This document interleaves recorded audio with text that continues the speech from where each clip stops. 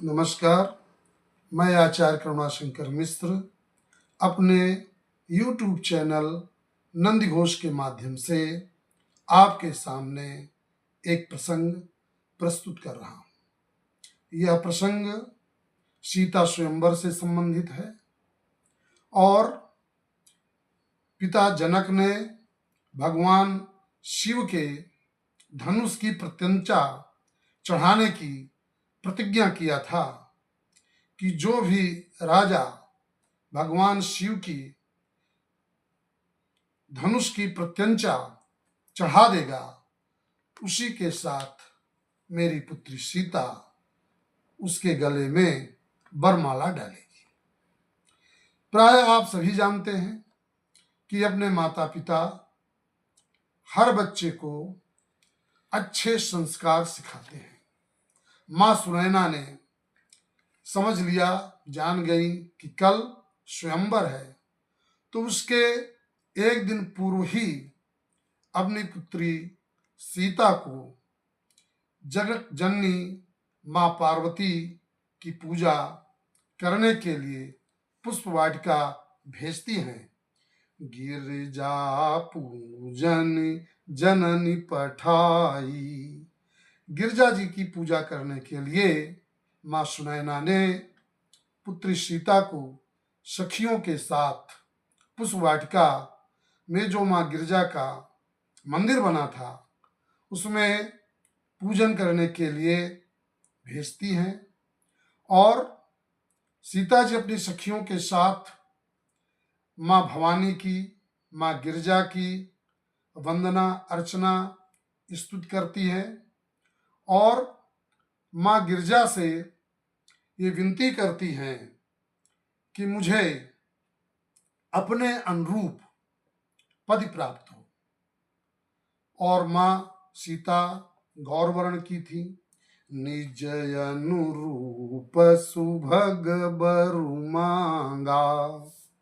अपने स्वरूप के अनुसार माँ पार्वती से, माँ गिरजा से वर की याचना किया और इसके पश्चात सीता जी अपनी सखियों के साथ पुष्प वाटिका में भ्रमण करने लगी। उसी समय भगवान राम अपने छोटे भाई लक्ष्मण जी के साथ गुरु जी विश्वामित्र गुरु की पूजा अर्चना के लिए पुष्प चुनने के लिए पुष्प वाटिका आए थे। यह दृश्य पुष्प वाटिका का है। सीता जी को उनकी एक सखी ने आकर के बताया कि हे सीते, इस पुष्प वाटिका में दो राजकुमार, एक श्याम वर्ण के एक गौर वर्ण के, पुष्प चुन रहे हैं जिनकी सुंदरता अनुपमेय है। इतनी सुंदरता आज तक हमने कहीं न सुनी है न देखी है। उत्सुकतावश सखियों के साथ सीता जी भी चलती हैं और अपने नेत्रों से, अपनी दृष्टि से उन राजकुमारों को देखने का प्रयास करती हैं, लेकिन वह दिखाई नहीं पड़ते हैं। सखियों ने तब सीता जी को संकेत करते हुए कहा कि लता ओट तब सखिन लखाए। कहा उस लता के ओट में वो दोनों राजकुमार हैं।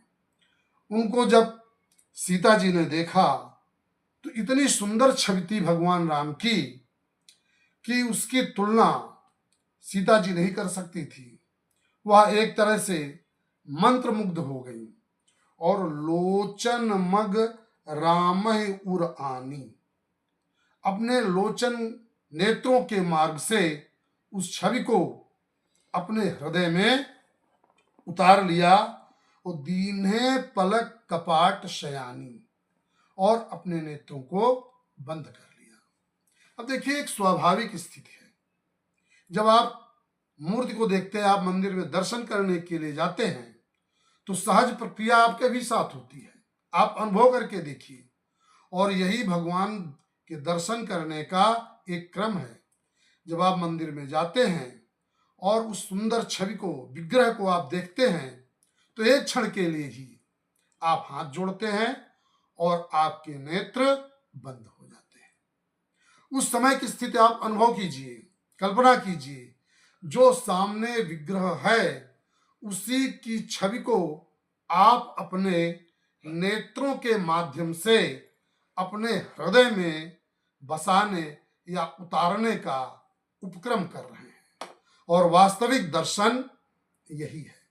एक बड़ा प्रसिद्ध दोहा आपने सुना होगा कि नैनन की करी कोठरी, पुतली पलंग बिछाई, पलकों की चिक डाल कर पिय को ले रिझाई।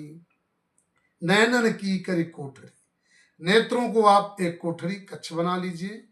पुतली पलंग बिछाई, और जो नेत्र के अंदर स्थित पुतली है उसको आप पलंग बना लीजिए।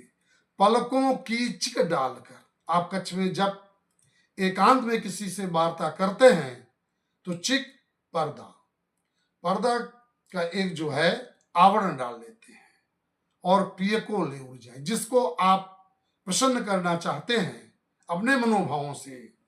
तो इस तरह से सीता जी ने भी किया।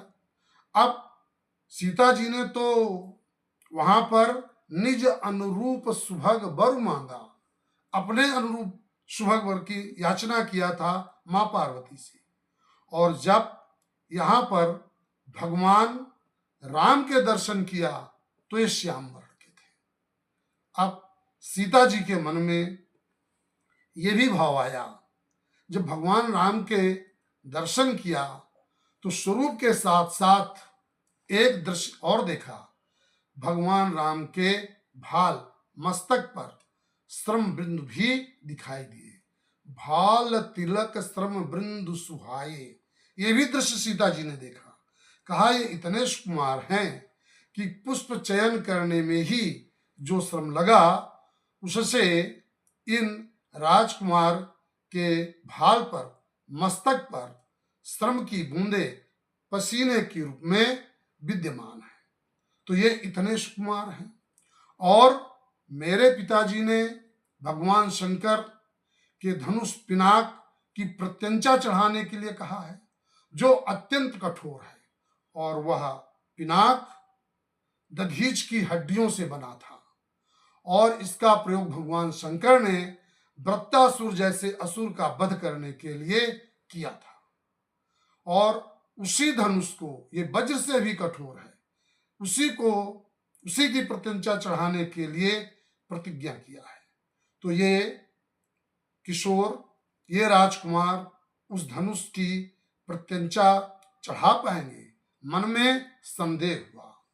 अब दो तथ्यों के बीच में सीता जी का मन विचलित हुआ। एक तो निज अनुरूप सुभग वर मांगा, और दूसरा ये राजकुमार दशरथ नंदन इतने सुकोमल हैं। ये विचार करके मन में गई भवानी भवन बहोरी, सीता जी फिर गिरजा भवन मां पार्वती के पास पहुंची और अपने भावों को व्यक्त कर रही हैं और मां पार्वती से कुछ विनती भी कर रही हैं। उसको मैंने एक छंद के माध्यम से आपके सामने प्रस्तुत कर रहा हूं। राम को निहारी रूप सीता उर सोच भयो, कि राम को निहारी रूप सीता उर सोच भयो, ऐसे सुकुमार कहूं हाथ ना झटकी जाए, वज्र से कठोर भगवान को धनुष देखी, मेरे चित चोर कहूं नय कुना मटकी जाए। और विनती क्या कर रही हैं पार्वती जी से कि बचपन से आज लो हमारी और तुम्हारी बनी, लेकिन थोड़ी सी बात कहूं बीच ना खटकी जाए, कि ऐरी मातु गौरी जो बंधावा चहो मौरी तो शंकर का धनुहा चट चूड़ी सो चटकी जाए। आप जानते हैं कि जब पाणिग्रहण ग्रहण संस्कार भावनाएं पड़ती हैं तो वर अपने शीश पर मोर धारण करता है और कन्या अपने मस्तक पर मौरी बांधती है। ये दोनों वस्तुएं बहुत ही शुभ होती हैं। और जब सीता जी ने इस तरह की विनती मां पार्वती से किया तो पार्वती जी ने आशीर्वाद तुरंत दिया। मनु जाहि राच्यो मिलहि सोबर सहज सुंदर सांवरो करुणा निधान सुजानशील स्नेह जानत रावरो।